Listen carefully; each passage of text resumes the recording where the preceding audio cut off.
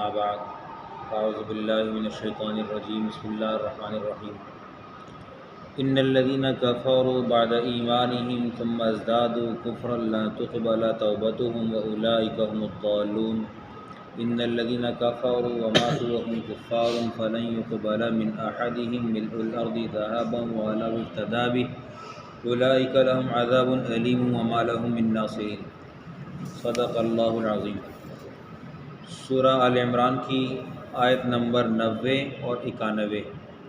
اور پارہ تلک الرسل کی آخری دونوں آیات انشاءاللہ کل بروز بدھ چوتھا پارہ شروع ہوگا۔ اللہ تعالیٰ ارشاد فرماتے ہیں ان الذین کفروا بعد ایمانہم، بے شک وہ لوگ جنہوں نے کفر کیا اپنے ایمان کے بعد، ثم ازدادوا کفرا، پھر اپنے کفر میں اور آگے بڑھ گئے،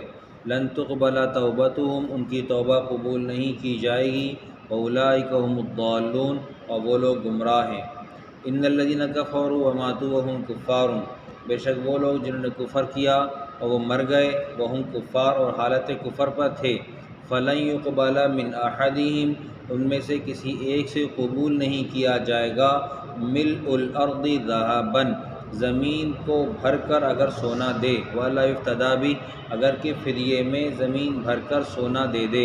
اولئک لہم عذاب علیم، یہ وہ لوگ ہیں جن کے لیے عذاب علیم ہے، دردناک عذاب ہے، وما لہم من ناصرین، اور ان کے لیے کوئی مددگار نہیں ہوگا۔ اللہ تعالیٰ کہتے ہیں کہ بے شک وہ لوگ جنہوں نے کفر کیا بعد ایمانہم، اپنے ایمان کے بعد، یہاں سے مراد اگر مرتد کو لیا جائے تو بھی ٹھیک ہے، لیکن خطاب چونکہ بنی اسرائیل سے تھا تو یہ وہ لوگ ہیں جنہوں نے عیسیٰ اور موسیٰ علیہم الصلوات و تسلیمات کی نبوت کو دیکھا، مانا، ان کی کتابیں پڑھیں، تورات اور انجیل کو پڑھا، اور اس کے پڑھنے کے بعد اس کے اندر پیارے پیغمبر صلی اللہ علیہ وسلم کے آنے کی بشارت کو پایا، اور اس بشارت کو پانے کے بعد اس وقت جب تک کہ عیسیٰ موجود تھے یا موسیٰ علیہ السلام موجود تھے اس وقت تک ایمان رکھتے رہے، لیکن جب پیارے پیغمبر صلی اللہ علیہ وسلم کا ظہور ہوا، آپ علیہ السلام کو نبوت سے سرفراز فرمایا گیا، تو یہ لوگ پیارے پیغمبر صلی اللہ علیہ وسلم کے منکر ہوئے، ثم ازدادوا کفرا، اپنے کفر میں اور آگے بڑھ گئے، یعنی کہ پیارے پیغمبر صلی اللہ علیہ وسلم کے بارے میں جو بعثت کے بارے میں جو خبر آئی ہوئی تھی تورات میں اور انجیل میں، اس کا پہلے انکار کیا، اور اس کے پہلے اس پر ایمان لائے، اس صورت میں کہ انہی کے زمانے میں تھے، اور پھر جب نبی علیہ السلام کا ظہور ہوا، آپ علیہ السلام نے اپنی نبوت کا اظہار فرمایا تو آپ علیہ السلام کا انکار کیا، تو گویا کہ تورات اور زبور کا بھی انکار کیا، اور پیارے پیغمبر صلی اللہ علیہ وسلم کو ملی ہوئی نبوت یعنی کہ قرآن پاک، اس کا بھی انکار کیا، ثم ازدادوا کفرا لن تقبل توبتہم، ان کی توبہ قبول نہیں کی جائے گی، اولئک هم الضالون، اور یہ وہ لوگ ہیں جو گمراہ ہیں۔ بعض لوگوں نے اشکال کیا کہ جی آپ لوگ سورہ فاتحہ کی تشریح میں کہتے ہیں کہ صراط الذین انعمت علیہم غیر المغضوب علیہم ولا الضالین، آپ ضالین سے مراد نصارہ کو لیتے ہیں، آپ کو کہاں سے دلیل ملی؟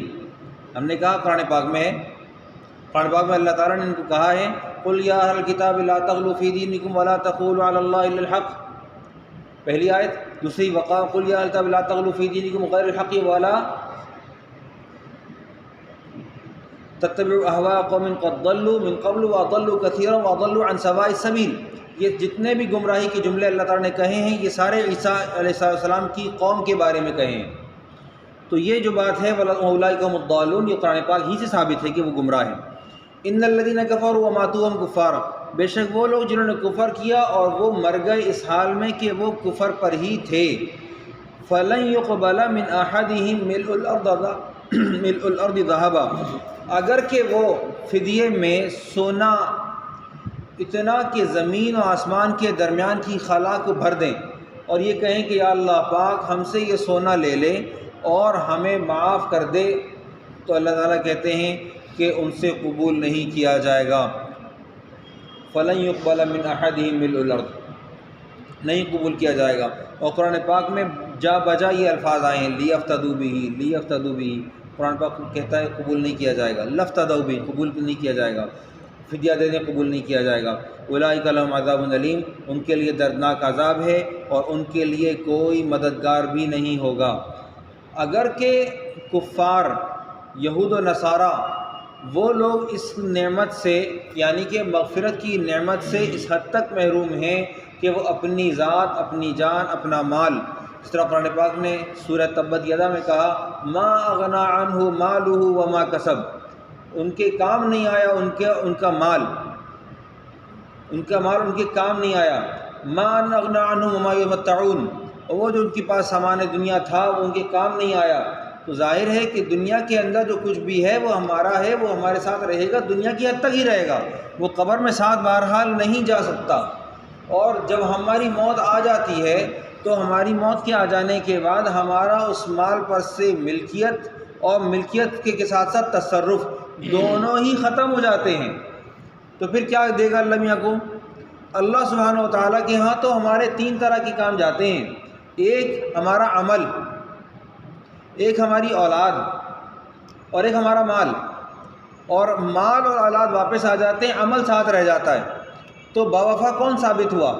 جو قبر میں کام آئے گا وہ باوفا عمل ہے، باقی دونوں چیزیں تو بے وفا ہیں، یہ ساتھ چھوڑ جائیں گی۔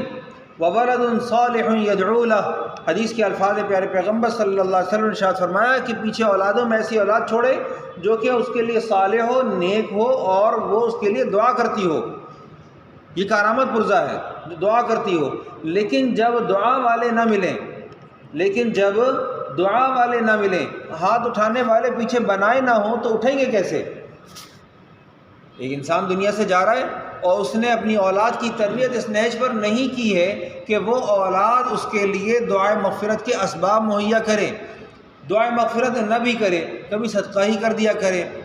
نہ کرے صدقہ، لیکن کہیں نہ کہیں کسی نہ کسی نیکی کے اندر ایسے ہو کہ وہ اولاد کی وجہ سے باپ یاد کیا جائے، ماں یاد کی جائے۔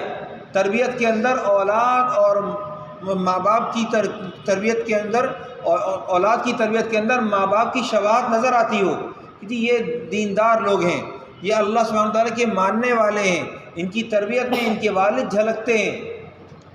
کیا ہی خوش قسمت لوگ ہیں وہ لوگ ہوں گے وہ۔ اللہ سبحانہ تعالیٰ سمجھنے کی توفیق عطا فرمائے۔ وآخر دعوانا الحمدللہ رب العالمین۔ اما بعد